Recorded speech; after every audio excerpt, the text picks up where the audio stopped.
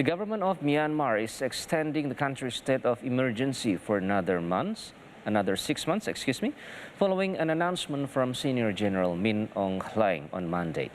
The head of Myanmar's military government that seized power from elected leader Aung San Suu Kyi in February 2021, Senior General Min Aung Hlaing made the announcement in a nationwide televised event.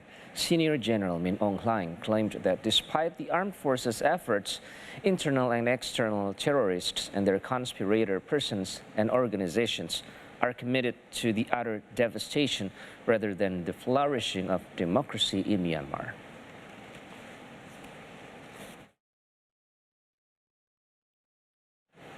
Protesters continue to occupy the Iraqi parliament in an open-ended sit-in on Monday. Followers of cleric Muqtada al-Sadr have pledged to hold an open-ended sit-in to derail efforts by their rivals from Iran-backed political groups to form the country's next government. Their demands include early elections, constitutional amendments, and the ouster of al-Sadr's rivals.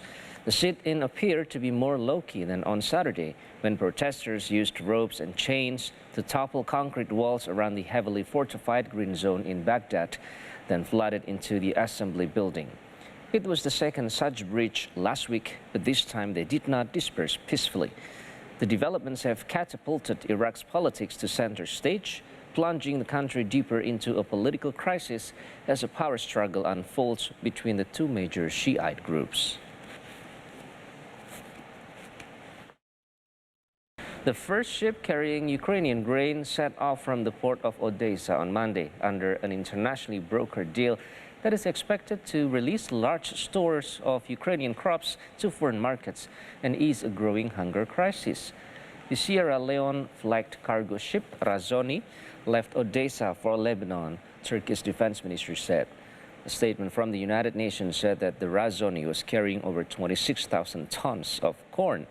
Data from the Razoni's automatic identification system, a safety tracker for ships at sea, showed the vessel slowly coming out from its berth at Odessa port Monday morning alongside a tugboat.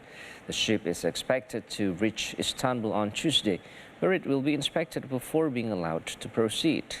The corn will head to Lebanon, a tiny Middle-East nation in the grips of what the World Bank has described as one of the world's worst financial crises in more than 150 years.